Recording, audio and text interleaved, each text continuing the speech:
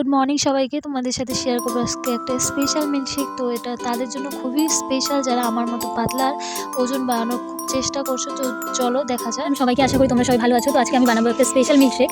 তার জন্য যা যা লাগবে এখানে নিয়ে নিয়েছি ফার্স্ট মিক্সি, আর এখানে দুধ আছে, দুধের মধ্যে আছে 3টে খেজুর, আর আছে এখানে ছোলা, কাঁচা ছোলা আমি রাত্রে ভিজিয়ে রেখেছিলাম, কাঁচা বাদাম, এখানে আছে কিছু কিশমিশ, 3 থেকে 4টা খেজুর, 6টা আমি নিয়ে নিয়েছি কাঠবাদাম, তোমরা চাইলে বেশিও নিতে পারো, 3টে কলা নিয়েছি, এখানে 2 থেকে 3 চামচ মধু আছে, আর দুধটা এখনো কাঁচা দুধে খেজুরগুলো ডুবিয়ে রেখেছিলাম। এখন খেজুর সহ দুধটাকে আমি গরম করে নিব, তারপর সবগুলো মিক্স করে আমি মিক্সিতে দিয়ে দিব, তারপর তোমাদেরকে দেখাচ্ছি ভিডিওটা। তো খেজুর সহ আমি দুধটাকে গরম করে নিয়ে নিচ্ছি না, তারপর আমি সবগুলো একসাথে মিক্স করে আমি এটা মিক্সিতে পেস্ট করে ফেলবো। তো এটা আমি দেখেছিলাম ইউটিউব থেকে, আমার খুব ভালো লেগেছে, সবাই খুব ভালো কমপ্লিমেন্ট দিচ্ছিল, তো ভাবলাম আমিও ট্রাই করে ফেলি।